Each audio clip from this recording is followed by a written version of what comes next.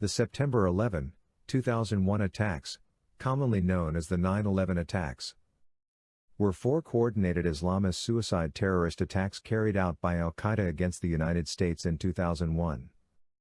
That morning, 19 terrorists hijacked four commercial airliners scheduled to travel from the New England and Mid-Atlantic regions of the East Coast to California.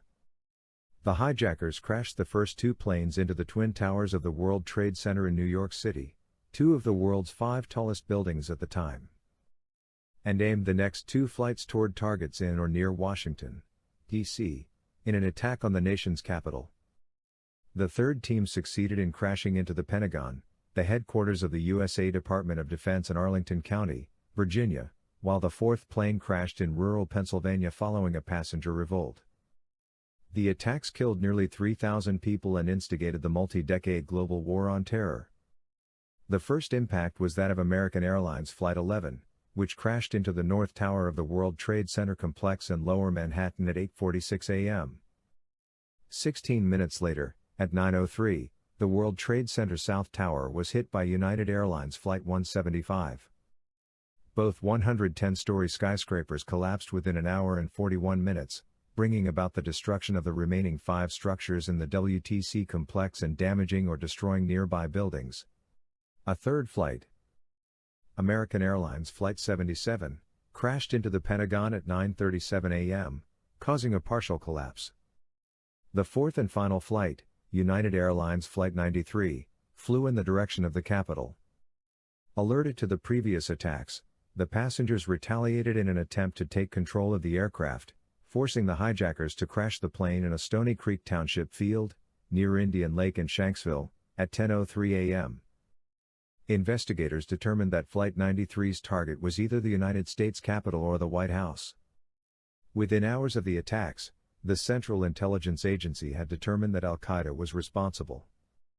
The United States formally responded by launching the War on Terror and invading Afghanistan to depose the Taliban, which rejected the conditions of USA terms to expel al-Qaeda from Afghanistan and extradite its leaders.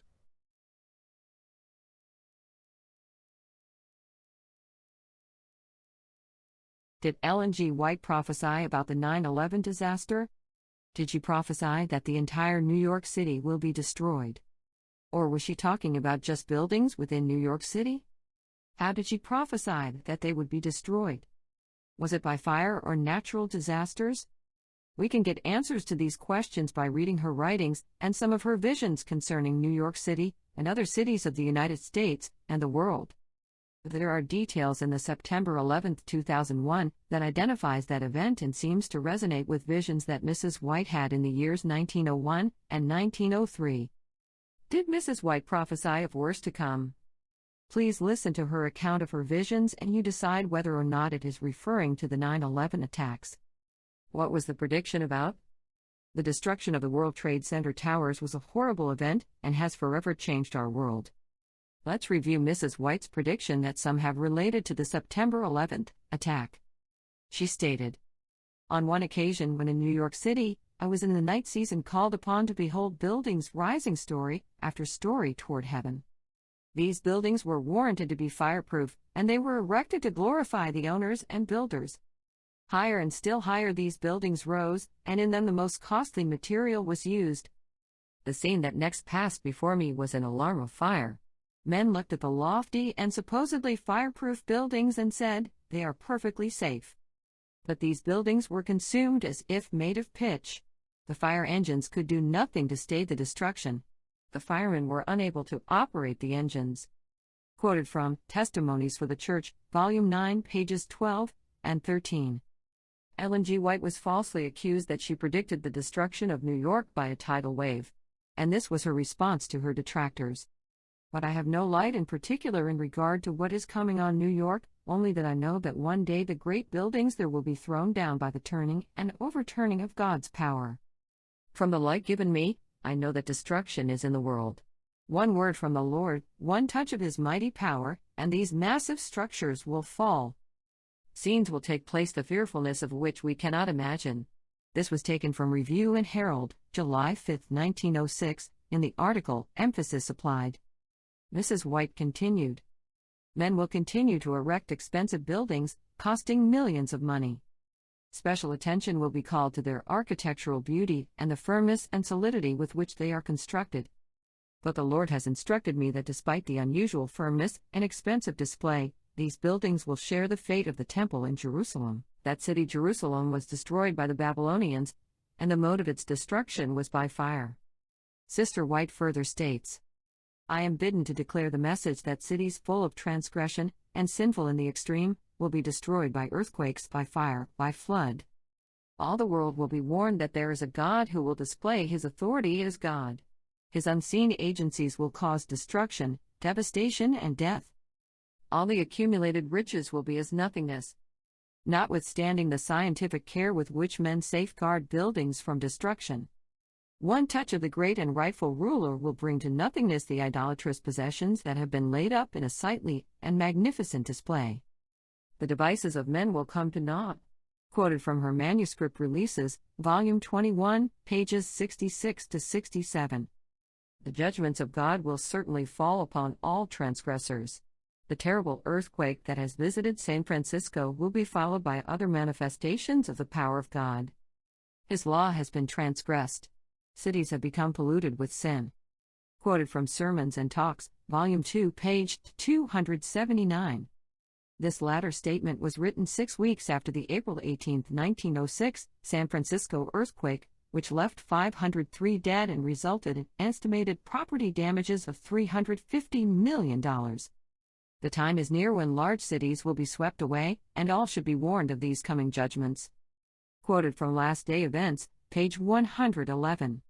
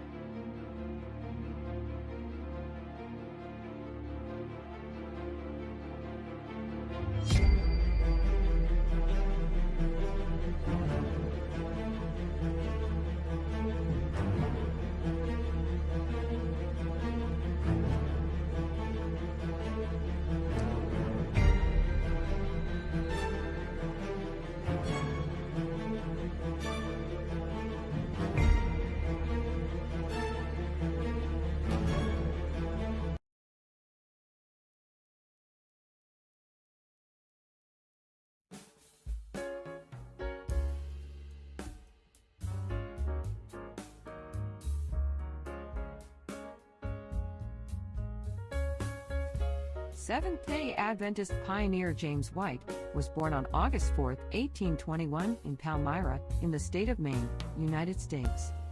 James White was co-founder of the Seventh-day Adventist Church along with his wife Ellen and Joseph Bates. He was the fifth of 9 children, and in early years had such poor eyesight that he could not attend school. At age 19, with his eyes improved, he went to school, studying 18 hours a day, and in 12 weeks had a certificate to teach. He later attended school another 17 weeks, making his total school time 29 weeks. After a second year of teaching, James learned of the Millerite message from his mother, and committed himself to preaching the Advent doctrine. In the winter of 1843, 1,000 persons were baptized through his preaching. He was ordained as a minister in the Seventh-day Adventist Church in 1843. James remembered meeting Ellen Harmon before the 1844. Great disappointment, but their association did not begin until early 1845. James and Ellen were married by a justice of the peace on August 30, 1846. For the first 6 years of their marriage, the Whites did not have a home of their own, living at times with her parents or with friends. In November 1848, Ellen White was shown in vision that James should begin to print a paper, and that it would grow until its light would shine around the world. Beginning in 1849, James published The Present Truth. It became the Review and Herald in 1850. Publishing was done through public printers for 3 years, in several locations. The Whites finally had their own home in Rochester, New York, in 1852. With borrowed and inexpensive furniture, they set up housekeeping, sharing the home with several who helped in the printing. In 1855, the publishing work moved into more permanent quarters in Battle Creek, Michigan. James and Ellen White participated together in many enterprises. In 1848, they attended all 6 Sabbath conferences in the Northeast United States, where a line of truth was established through diligent Bible study. In groups from 15 to 50, Ellen White's visions did not take the place of Bible study, but served to confirm their study and kept the group from wandering into fanciful or fanatical beliefs. More such meetings were held in 1849 and 1850, and the Whites attended most of them. Visions given to Mrs. White often required her husband to take some action.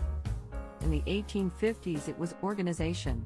James was asked to be the first president of the General Conference when it was organized in 1863, but he declined in favor of John Byington. James then served as the second president, and for several other terms as well. Ellen's visions led to the establishment of the First Adventist College in Battle Creek in 1874. Again, James White was the chief promoter of this college. After suffering a severe stroke in 1865, James was taken by his wife to Dansville, New York, to a hydropathic, water therapy institution. Though he received some help, there were several practices that did not agree with the concepts Mrs. White had been shown in vision. After 3 months, they went to Rochester, New York, where, on Christmas Day, she had a vision that led her husband to establish the Western Health Reform Institute in Battle Creek the following year. This was the beginning of what was to become the Battle Creek Sanitarium. Thus, a college, a medical institution, publishing work, and organization were all begun by James White in response to visions given to his wife. Together, they gave strong leadership to the church for 35 years. He died at age 60 in 1881, leaving Ellen White to continue her work for another 34 years. Please do not hesitate to share, subscribe, like, and comment on this video with your friends and families, and thanking you for viewing, and may you have a blessed, peaceful, and prosperous day today. In Jesus' name, amen. And until next time.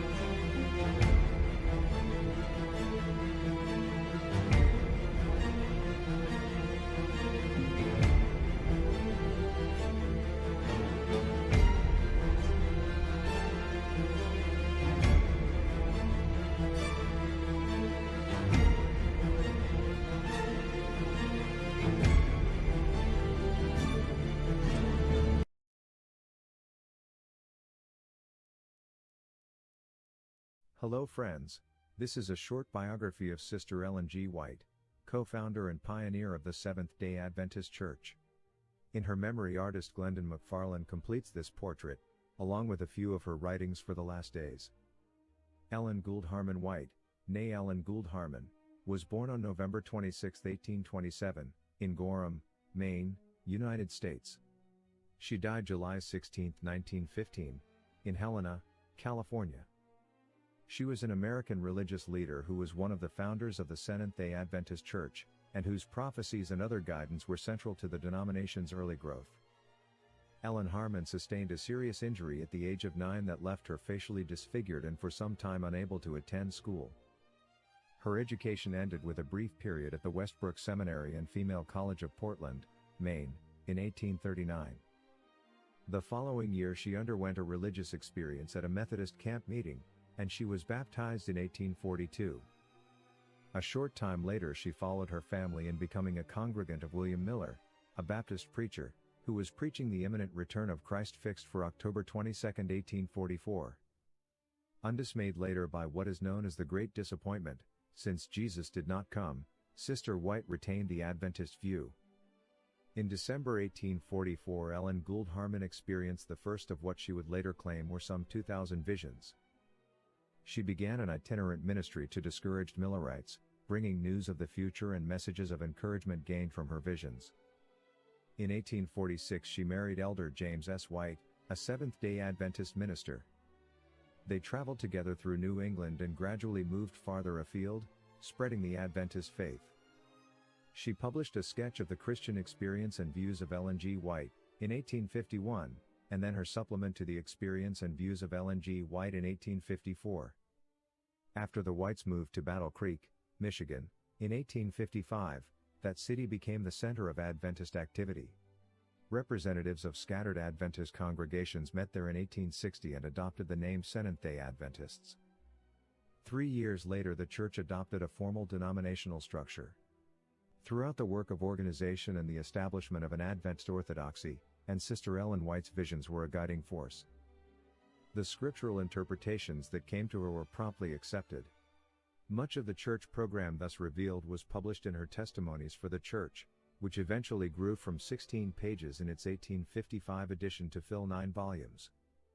Her views on health, especially her opposition to the use of coffee, tea, meat, and drugs, were incorporated into Seventh-day Adventist practice. In 1866 Sister White helped establish the Western Health Reform Institute in Battle Creek. Later, as the Battle Creek Sanitarium, it became famous for its work in the field of diet and health food and was the model for many other sanatoriums. In 1874 Sister White helped found Battle Creek College, an Adventist institution of which her husband was named president. Under her influence the Adventist movement was actively abolitionist before the Civil War, and during the 1860s and 70s White was a prominent temperance advocate. In 1880 she and her husband published life sketches of Elder James White and his wife, Mrs. Ellen G. White. After her husband's death the following year, Sister White lived for 4 years in Healdsburg, California. She traveled and lectured in Europe between 1885 to 88 and was an Adventist missionary in Australia from 1891 to 1900, where she established a school that later became Avondale College. After her return to the United States, White led a movement to remove Adventist institutions from Battle Creek.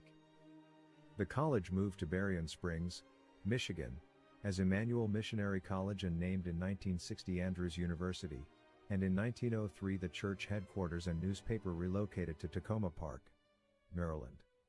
From that year Sister White lived mainly in Street Helena, California. Sister Ellen G. White wrote about God's judgments on the earth. These are some of the incidents that will come to pass before the return of our Lord Jesus Christ. She stated, "And at that time shall Michael stand up, the great prince which standeth for the children of thy people. And there shall be a time of trouble, such as never was since there was a nation even to that same time. And at that time thy people shall be delivered, every one that shall be found written in the book." Daniel 12 verse 1. When the third angel's message closes, mercy no longer pleads for the guilty inhabitants of the earth. The people of God have accomplished their work. The final test has been brought upon the world, and all who have proved themselves loyal to the divine precepts have received the seal of the living God. Then Jesus ceases his intercession in the sanctuary above. He lifts his hands and with a loud voice says, "It is done." God's long-suffering has ended. The world has rejected his mercy, despised his love, and trampled upon his law. The wicked have passed the boundary of their probation. The Spirit of God, persistently resisted, has been at last withdrawn. Unsheltered by divine grace, they have no protection from the wicked one. Satan will then plunge the inhabitants of the earth into one great, final trouble. The people of God will then be plunged into those scenes of affliction and distress described by the prophet as the time of Jacob's trouble. Quoted from The Great Controversy, pages 613, 614, and 616. Those only who have clean hands and pure hearts will stand in that trying time. Now is the time for the law of God to be in our minds, foreheads, and written in our hearts. What leisure time we have should be spent in searching the Bible, which is to judge us in the last day. Let the commandments of God and the testimony of Jesus Christ be in your minds continually, and let them crowd out worldly thoughts and cares. When you lie down and when you rise up, let them be your meditation. Live and act wholly in reference to the coming of the Son of Man. The sealing time is very short and will soon be over. Now is the time while the four angels are holding the four winds to make our calling and election sure. Quoted from Early Writings, page 58. Judgments on the earth. When the poor and needy seek water, and there is none, and their tongue faileth for thirst, I the Lord will hear them, I the God of Israel will not forsake them. Isaiah 41 verse 17. When Christ ceases his intercession in the sanctuary, the unmingled wrath threatened against those who worship the beast and his image and receive his mark will be poured out. The plagues upon Egypt when God was about to deliver Israel were similar in character to those more terrible and extensive judgments which are to fall upon the world just before the final deliverance of God's people. Says the Revelator, in describing those terrific scourges, there fell a noisome and grievous sore upon the men which had the mark of the beast, and upon them which worshipped his image. The sea became as the blood of a dead man, and every living soul died in the sea. And the rivers and fountains of waters became blood. Revelation 16, 2-4. Terrible as these inflictions are, God's justice stands fully vindicated. These plagues are not universal, or the inhabitants of the earth would be wholly cut off. Yet they will be the most awful scourges that have ever been known to mortals. All the judgments upon men, prior to the close of probation, have been mingled with mercy. The pleading blood of Christ has shielded the sinner from receiving the full measure of his guilt, but in the final judgment, wrath is poured out unmixed with mercy. The Great Controversy, pages 627-629. It is impossible to give any idea of the experience of the people of God who will be alive on the earth when past woes and celestial glory will be blended. They will walk in the light proceeding from the throne of God. By the means of the angels there will be constant communication between heaven and earth. The people of God will not be free from suffering, but they will not be left to perish.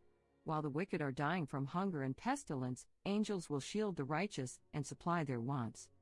To him that walketh righteously is the promise, bread shall be given him, his waters shall be sure. Isaiah 33 verse 16. Quoted from The Great Controversy, page 629,